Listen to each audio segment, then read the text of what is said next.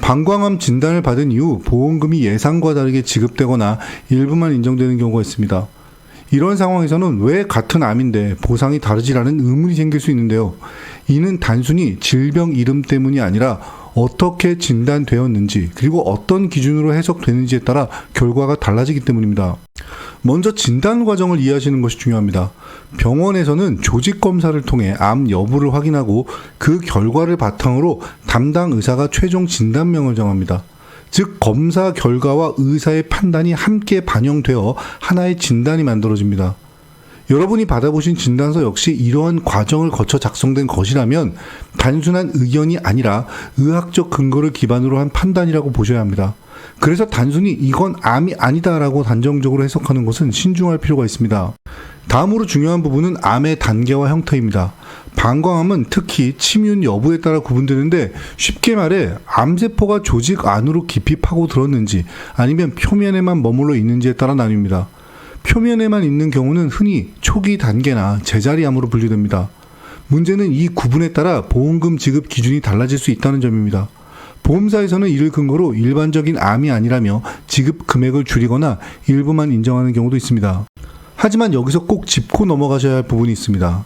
여러분이 보험에 가입하실 당시에는 해당 질병이 암으로 보장된다는 전제로 계약을 하셨을 가능성이 큽니다. 즉 그 시점의 기준에서는 분명 암으로 인정되는 범위에 포함되어 있었을 수 있습니다. 그런데 시간이 지나면서 질병 분류 기준이 바뀌고 그 결과 같은 질병이 다르게 해석되는 상황이 생길 수 있습니다.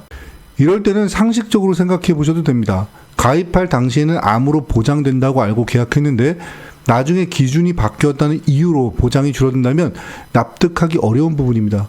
보험은 가입 당시의 약속이 핵심이기 때문에 이후 기준 변경을 이유로 보장을 줄이는 것은 신중하게 봐야 할 문제입니다.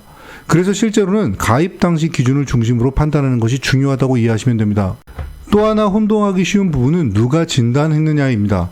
검사 결과를 바탕으로 담당 의사가 최종 진단서를 작성하는 과정에서 표현이나 해석이 달라질 수 있습니다. 중요한 것은 진단서를 작성한 사람이 누구냐보다는 그 진단이 어떤 검사 결과와 근거를 바탕으로 내려졌는지입니다. 조직검사 결과를 기반으로 종합적으로 판단된 내용이라면 그 자체로 충분한 의미를 갖는다고 보시는 것이 맞습니다. 정리해보면 보험금과 관련해서는 진단이 어떤 과정을 통해 이루어졌는지, 질병이 어떤 형태로 분류되는지, 그리고 어떤 시점에 기준이 적용되는지 이 세 가지를 함께 살펴보셔야 보다 정확하게 이해하실 수 있습니다. 비슷한 상황이 놓이셨다면 단순히 보험사의 설명만 듣고 결론을 내리기보다는 본인의 진단 내용과 가입 당시 조건을 한 번 더 확인해 보시는 것이 좋습니다. 생각보다 해석에 따라 결과가 달라질 수 있는 부분이기 때문입니다. 본 광고는 광고 심의 기준을 준수하였으며 유효기간은 심의일로부터 1년입니다.